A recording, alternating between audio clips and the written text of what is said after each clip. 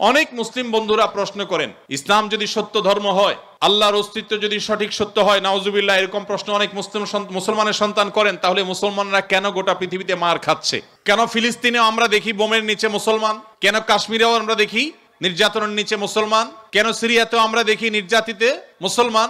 কেন ইরাকে আমরা দেখি মার খাচ্ছে মুসলমান? কেন আফ্রিকা আমরা দেখি মার খাচ্ছে মুসলমান? কেন বার্মায় দেখি আমরা মার খাচ্ছে মুসলমান? কেন চায়নার উইঘুরে দেখছি আমরা মার খাচ্ছে মুসলমান? পৃথিবীর যেখানেই মার খাচ্ছে দেখবেন মুসলমান মায়ের নিচে আছে, উপরে মুসলমান নেই। তারপরও পৃথিবী বলবে মুসলমান সন্ত্রাসী। আমাদের অনেক মুসলমানকে তারা কনভিন্স করে ফেলেছে, অনেক মুসলমানের সন্তান কনভিন্স হয়ে গেছে, হ্যাঁ তাই তো, মুসলমানরা অনেক অশান্তি সৃষ্টি করে। 100 মিলিয়নের বেশি মানুষ হত্যা করা হয়েছে দুইটি বিশ্বযুদ্ধে, মুসলমানরা করেছে। মুহাম্মদ সাল্লাল্লাহু আলাইহি সাল্লাম তার আদর্শকে পৃথিবীতে প্রতিষ্ঠিত করতে গিয়ে 27টি যুদ্ধে তাকে সশরীরে অংশগ্রহণ করতে হয়েছে। এই সকল যুদ্ধে যত মানুষ মারা গেছে সবগুলোর যোগফল কত জানা আছে আমাদের কারোর? মাত্র 1000 মানুষ। এর মধ্যে 600 জন বিশ্বাসঘাতকতার অপরাধে দণ্ডিত হয়ে মৃত্যুদণ্ডের মুখোমুখি হয়েছে, আর বাকি 400 মানুষ মারা গেছে 27টি যুদ্ধে। কল্পনা নয়, গল্প নয়, বাস্তব। একটা ইউনিয়ন দখল করতে গিয়ে তো 400 বেশি মানুষ মারা যায়। আজকের পৃথিবীর মানবতার সবক দেওয়া মানুষগুলো পাখির মতো মানুষ মেরে যেখানে সমান করে ফেলছে, সেই মানুষগুলোই আবার মুসলমানদেরকে বলে যে মুসলমানরা নাকি সন্ত্রাসী, মুসলমানরা নাকি পৃথিবীতে অশান্তি সৃষ্টি করছে। অথচ গোটা পৃথিবীর যেখানেই যুদ্ধ চলছে আপনি দেখবেন অস্ত্রের নিচে তাকালে দেখবেন মুসলমানের চেহারা, আর কোন ধর্মের মানুষের চেহারা আপনি দেখতে পাবেন না। এত কিছুর পরও মুসলমানকে গালি শুনতে হয়, সবচেয়ে বড় মিথ্যা অভিযোগ তাদের উপরে করা হয়।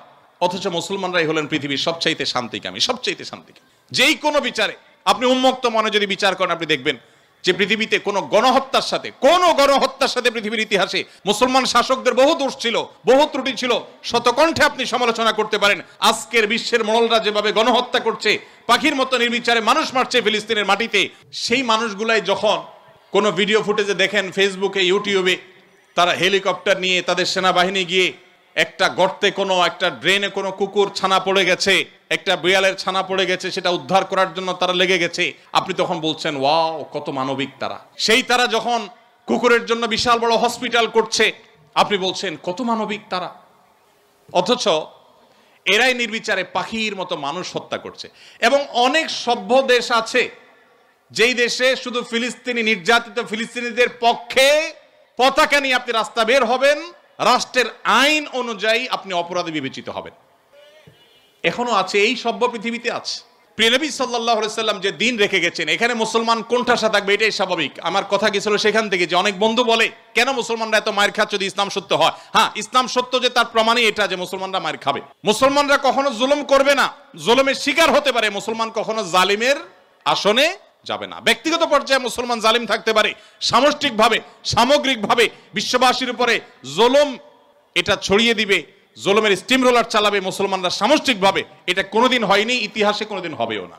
অতএব যারা মনোবেদনা আছেন, কষ্টে আছেন, বিপদে আছেন, ভেঙে পড়েন যে এত বিপদ কেন, তারা নিজেদেরকে অনেক সময় মনে করেন যে আমি অপরাধী। না, এটা বরং সান্ত্বনার ব্যাপার। যে যত ইমানদার হবে তার জীবনে যত পরীক্ষা আসবে তার থেকে তত কষ্ট করতে হবে এবং কষ্টের মধ্য দিয়ে পার হতে হবে। ইমানদারের সাফল্য হলো যে যত কষ্টই হোক না কেন একভাবে না একভাবে কষ্ট শেষ হবে। কোনোভাবে যদি শেষ না হয় মৃত্যুর মাধ্যমে শেষ হবে। এরপরে যদি আল্লাহ তাআলা আমাকে জান্নাত অফার করেন যে বান্দা তুমি অনেক কষ্ট করেছো, তোমাকে আমি জান্নাত অফার করছি, তাহলে আমার সারা জীবনের কষ্টের বিনিময়ে অনন্তকালের জান্নাত পেয়ে গেলে এটা নিশ্চয়ই লাভজনক ডিল। দুঃখ বা কষ্টে যখন থাকি তখন আমরা সাধারণত এই বিষয়গুলোকে এইভাবে অনুভব করতে পারি না, একটু কষ্ট হয়। যখনই আমি দুঃখে পতিত হব, আমাদের নবীজির কথা স্মরণ করব যে তার চাইতে দুঃখে কেউ ছিল না, সবচেয়ে কষ্টে ছিলেন, কিন্তু তার চাইতে সাকসেসও পৃথিবীতে কেউ ছিল না। কি অর্থে সফল? ওই যে তার মিশনকে তিনি সবচেয়ে ভালোভাবে বাস্তবায়ন করেছেন। প্রথম এবং দ্বিতীয় বিশ্বযুদ্ধের মধ্যে 100 মিলিয়ন মানুষ হত্যা করতে হয়নি।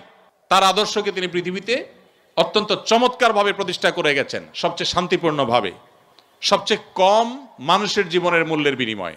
তো অতএব কষ্ট যখন হবে আমাদের সবর করতে হবে ওই কথা চিন্তা করে। আমাদের সমাজে একটা কুসংস্কারচ্ছন্ন বিশ্বাস আছে এখনো, গ্রামে গঞ্জে এমনকি শহরে অনেক মানুষ আছে, কারোর যদি বিপদ আপদ পিছ না ছাড়ে একের পর এক বিপদ লেগেই আছে। দেখবেন অনেকে কমেন্ট করে লোকটা কত বড় অপরাধী হলে একটার পর একটা বিপদ লেগে আছে, কত খারাপ মানুষ। অথচ একটার পর একটা বিপদ লেগে থাকা এটা মানুষের খারাপ হওয়ার কোনো প্রমাণ নয়। একটা মানুষ ফেরেশতার মতো ভালো মানুষ হয়েও তার উপরে বিপদ হতে পারে, বরং কখনো কখনো লাগাতার এবং ধারাবাহিক বিপদ এটা তার সততার, আল্লাহ ভীরুতার, আল্লাহর নেককার বান্দা হওয়ার প্রমাণও হতে পারে। তো এই জন্য আমরা যারা বিপদগ্রস্ত আছি তাদের জন্য সান্ত্বনা হলেন নবী করিম সাল্লাল্লাহু আলাইহি ওয়াসাল্লাম। আল্লাহ আমাদেরকে ধৈর্য ধারণ করার তৌফিক দান করুন।